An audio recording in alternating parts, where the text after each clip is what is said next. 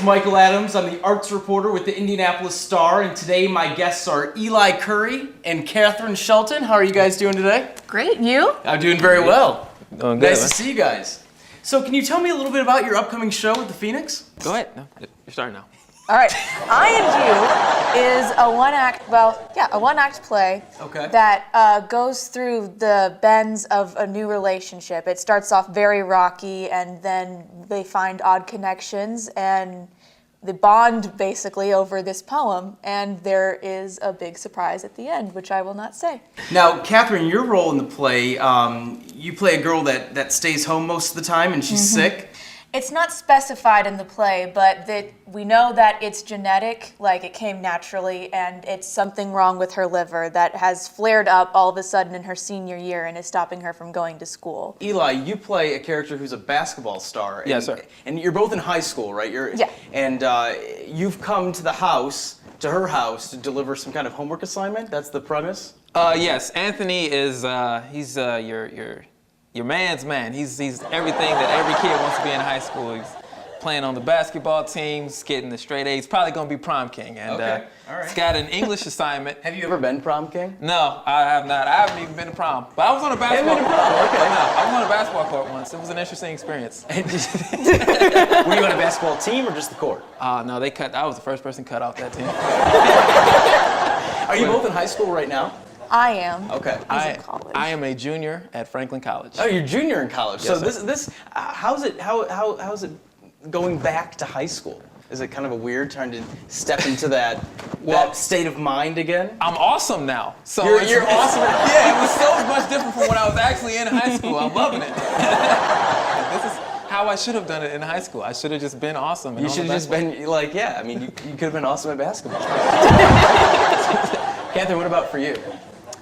Oh, well, Since you are still in high school. I am still in high Yeah, school, right. so I mean, there's not much diving back except for, no, it's interesting because like usually when you're in high school, then you're playing roles way above your age or way under or whatever. Then that's sort of what they have because those are the plays that are out there. So I haven't been able to play my own age in a while. Now, in the play, you have to do some kind of homework assignment based on Walt Whitman's Leaves of Grass, the poem Song of Myself. You both are writers. I mean, do you connect with that poem outside of the play? Walt is so interesting to look at as a writer because he's like everything that you would want to be as a writer in terms of he just doesn't care. So what have been some of the challenges you both have faced in developing each of your characters? As I mentioned earlier, that Anthony he's not really like me in a lot of ways. You know, we might be physically identical now that I'm playing him. But you know, in terms of our mannerisms, in terms of the way we carry ourselves, I feel Anthony has this confidence about him. He's got this way about him because of the life he's lived and the things he's done that I myself, you know, I didn't really experience a lot. Definitely in high school, I wasn't that guy, you know, on the basketball team, on top of his grades, you know, this guy who could, you know, you could look up to almost if you were in high school. So it's been an interesting experience, as I mentioned, and I joked about it, but to go back and do high school the way we'd all love to do it, to be that person and to experience a relationship from that perspective where you might have to realize some things about you that aren't as awesome as everybody's constantly telling you, where you have to honestly re-examine things about yourself. And for me, it's always been more of a retreat into myself, you know, quiet, maybe be sad, whatever. But Caroline very much has this heat and this anger about the whole issue that has been really fun, but also a little challenging to explore and get just right. There have been several times in rehearsal where the director says, "Now don't be nice to him." Is this your first production with Phoenix Theater? This is actually my third. This is your third, okay. And then Eli, is this your first? This is absolutely my first. This is your first one. Yeah. How does it feel to be a part of this program? Oh, man, it's a dream come true, but even more than a dream come true, it's a reality. And I love it. I've loved every single moment of this. I've loved doing the exact same scene 15, 20 times in a row. He gets really excited because he thinks we're going to be like in a movie because of that. Yeah, I love it. I love everything about this. And I keep joking, and I'm going to get into a lot of trouble because I'm going to say this out loud and people are going to see it, but that's all you know, right. That's what this is what this is the for. Phoenix This is a confession. The Phoenix Theater is paying me to do something that honestly, you know, I'd have done for free. Yeah. You know, to be able to come out here and to play, you know. Well, this is your last job with the Phoenix Theater. No, they won't be paying you anymore. But no, congratulations to the both of you. Now, we're on set right now. This is the set, and most of the action takes place right here in the bedroom. This is the bedroom.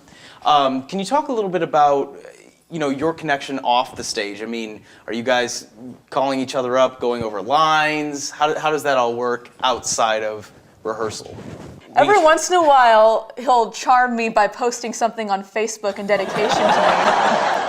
And sometimes we text each other. Yeah, we text. We've discussed whether or not the awesomeness of our respective zodiacal signs. You're into astronomy, a little, or astrology, I guess. Astrology, yeah. Astrology, yes. It's mentioned in the play, and Okay. As a Pisces, I've always been said, I'm like, I'm a fish, you know. And how many awesome fish are there? There are plenty of awesome fish. See, we've had this discussion before. So you support each other, you know. Oh, it yeah, sounds like definitely. there's a bond there. That's great. Yeah. Now tell me a little, before we started filming, tell me a little bit about the hair and tell me about the story of the hair, because it was kind of funny. It was good. So the drades now, as The they drades. I mistakenly called them drades. I mean, they're, whatever they are, braids, dreads. I don't know, but I had always been interested in having my hair out long. I had never really thought about dreadlocks specifically, but one very important, very influential person in my life, you know, she said kind of offhandedly, she's like, oh, I love dreadlocks. And as soon as she said that, I immediately just started picking my hair out, trying to get it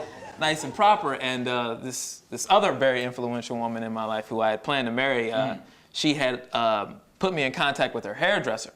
And so she put my hair together, dreaded up and all that. And I remember very clearly her telling me, was like, all right, now don't get that wet. And the very next day, I went to a party and they had a pool there. And everybody wanted to get in the pool. And I'm sitting there like, okay, all right, okay.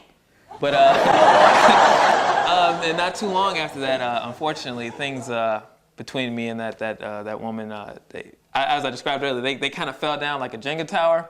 And it fell so hard, there are still blocks. I don't mean to laugh. I mean, I'm very sorry. But hey, We're I mean, sorry she gave you a great hairdo. I mean, this is good. It is. As far as parting gifts goes, this is much better than I could have ever imagined. It's something that'll last for at least a little while. Yeah. Well, thank you both so much for being here. I really appreciate it. Thank you. Once again, this has been Eli Curry and Catherine Shelton. Hit up thephoenixtheater.org to get your tickets and get them fast because they're gonna fly by, folks. They're flying. They're flying out the door. Thanks again.